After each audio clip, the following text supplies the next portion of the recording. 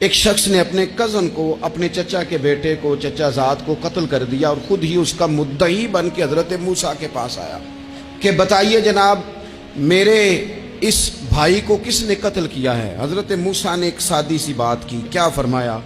وَإِذْ قَالَ مُوسَىٰ لِقَوْمِهِ إِنَّ اللَّهَ يَأْمُرُكُمْ أَن تَذْبَحُوا بَقَرَةً۔ حضرت موسیٰ علیہ السلام نے اپنی قوم سے کہا کہ اللہ تمہیں حکم دیتا ہے کہ ایک گائے ذبح کرو، گائے کا کچھ حصہ مقتول کو مارو، وہ خود اٹھ کے بتا دے گا مجھے کس نے قتل کیا ہے۔ یہ پہلا سپارہ ہے قرآن مجید کا، آپ اس کو دیکھ لیں، یہ آیت نمبر 67 سے شروع ہو رہا ہے۔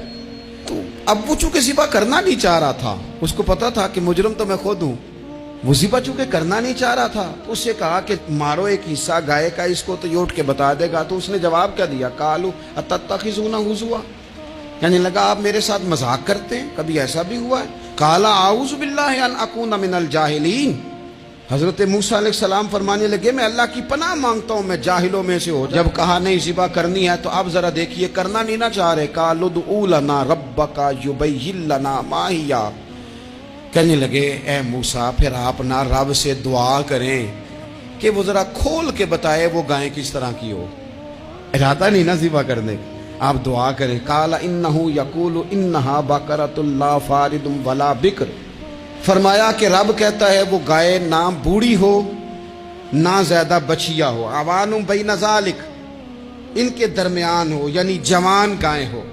فافعلوا ما تؤمرون، کرو جس کا تمہیں حکم دیا جا رہا ہے۔ قالوا ادع لنا ربک یبین لنا ما لونھا، لو اگلی بات سن لو، کہنے لگے آپ دعا کریں رب سے کہ وہ کھول کے بتائے اس کا رنگ کس طرح کا ہو، رنگ بتائیں کس طرح کا ہو۔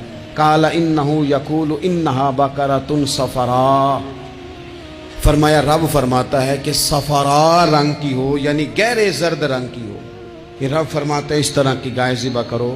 فاقع لونھا تسر الناظرین، اور جب کوئی اسے دیکھے تو اسے اچھا بھی لگے، آنکھوں کو اچھی لگے وہ گائے، اس طرح کی گائیں ذبح کرو۔ لو اتنی باتیں بتا دی۔ قالوا ادع لنا ربک یبین لنا ما ہی، کہنے لگے نہیں آپ پھر دعا کریں اللہ ذرا کھول کے بتائے گائیں کس طرح کی ہو۔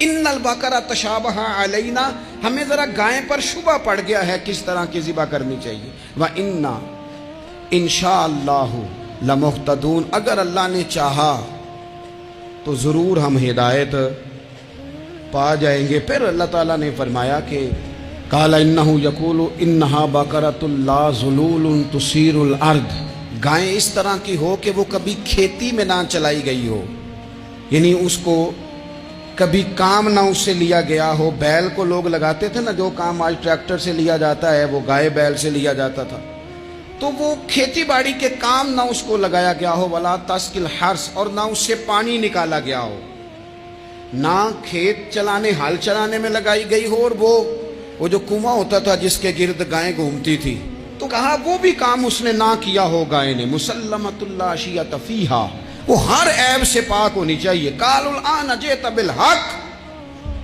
اب کہنے لگے اب آپ صحیح بات لے کے آئے، اب سوال ختم ہو گئے نا، کہنے لگے اب آپ بات فذبحوہا، انہوں نے ذبح کر دی۔ وما کادوا یفعلون، پر ایسا کرتے نظر آتے، لگتا نہیں تھا کریں گے ذبح پر ذبح۔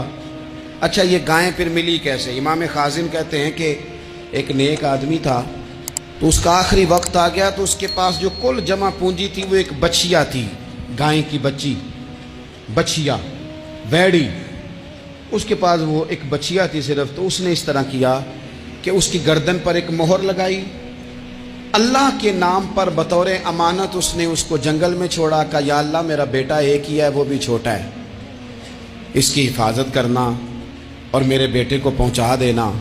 بچہ بالغ ہو گیا، اس کی ماں نے کہا بیٹا جو امانتیں رب کے پاس رکھوائی جائیں نا ان میں خیانتیں نہیں ہوا کرتی، جا کے جنگل میں آواز دے تیری گائے واپس آ جائے گی۔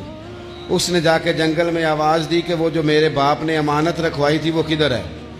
وہ نشان لگی ہوئی گائیں دوڑتی ہوئی اس کے پاس آئی۔ واللہ خیر الرازقین، جب رب بندوبست کرے، جب اللہ بندوبست کرے تو پھر معاملہ اور ہوتا ہے۔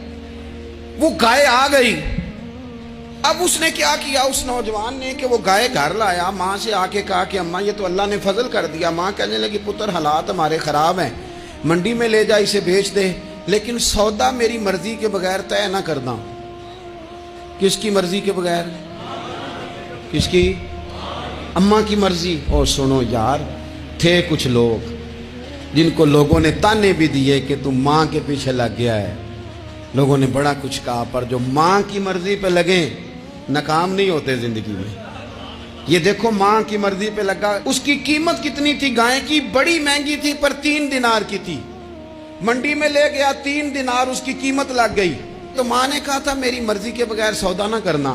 اب بچے تو نہیں نہ مانتے، اماں کو کیا پتا باہر بزنس کیا ہے، لین دین کیا ہے، پر ماں نے کہا تھا میری مرضی۔ بندہ دے رہا ہے اسے 3 دینار، اس نے کہا جی میں نے طے تب کرنا ہے، ڈن تب کرنا ہے، پہلے اماں سے پوچھنا ہے۔ گھر جا کے اماں سے پوچھا، اماں کہنے لگی دے دے۔ واپس آیا تو اس نے کہا کہ میں 6 دینار دیتا ہوں پر میری شرط ہے، ماں سے نہیں پوچھنا۔ اس نے کہا تو 12 بھی دے، ڈن تب بھی ہونا ہے جب اماں نے کہنا ہے۔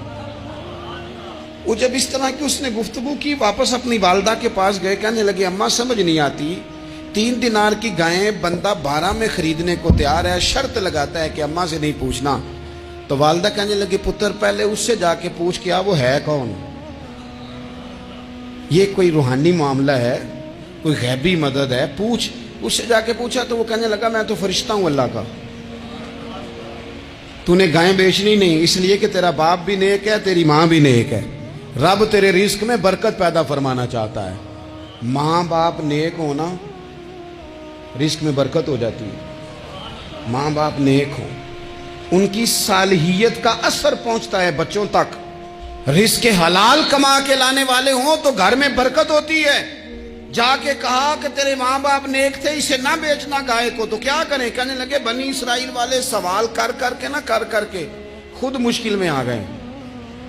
اب وہ ایسی گائے جو جوان بھی ہو، یہاں تو ہر غریب آدمی اپنی گائیں یہاں لگا دیتا ہے، کھیتی باڑی میں یہاں لگا دیتا ہے، کنویں میں پانی نکالنے میں تو یہاں تو ہر ایک کی گائیں، تو ایسی گائیں جس کا رنگ بھی اتنا پیارا ہو، زیادہ بوڑھی زیادہ بچی بھی نہ ہو، اور ابھی تک کھیت میں بھی نہ لگی ہو، وہ سوائے تیرے کہیں نہیں ہے۔ اس نے کہا چل پھر مہربانی کر بتا میں کتنے کو دوں گائیں، اگر وہ آ جائیں تو کتنے کو بیچنی ہے؟ اسے کہنا کوئی نہیں، ریٹ تو زیادہ کرنا ہی نہیں۔ ان سے کہنا گائے کے اندر سے گوشت نکال دیں اور جتنا گوشت ہے اتنے پیسے بھر دیں، اس کی کھلڑی بھر دیں۔ اب وہ بنی اسرائیل والے ڈھونڈتے پہنچ گئے، کہا جناب گائیں 3 دینار کیا 6 لے لو۔ اس نے کہا نہ بھائی، ذبح کروں گا، گوشت نکالوں گا، جتنا وزن گوشت کا اتنے پیسے بھرو گے کھال میں تو پھر گائے تمہیں ملے گی۔ اب مجبور تھے، کیا کرتے؟ ابن کثیر حدیث لائے ہیں، امام سیوطی نے در منصور میں بھی لکھی ہے، نبی پاک صلی اللہ علیہ وسلم نے فرمایا سنو جوانوں اور اسے دل کی تختی پہ لکھو، نبی پاک علیہ السلام نے فرمایا اگر بنی اسرائیل والے زیادہ سوال نہ کرتے تو اتنی مشکل کا شکار نہ ہوتے۔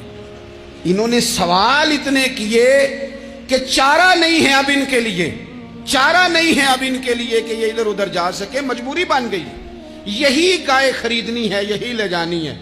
اب اتنا سارا مال جمع کر کے وہ گائے خریدی، ذبح کی، تو مقتول کو جب اس کا ایک حصہ مارا تو اس نے اٹھ کے کہہ دیا یہ جو مدعی بنا ہوا ہے نا، یہی تو میرا قاتل ہے، یہی تو میرا قاتل ہے، یہی تو ہے، اس نے یہ سارا کام کیا۔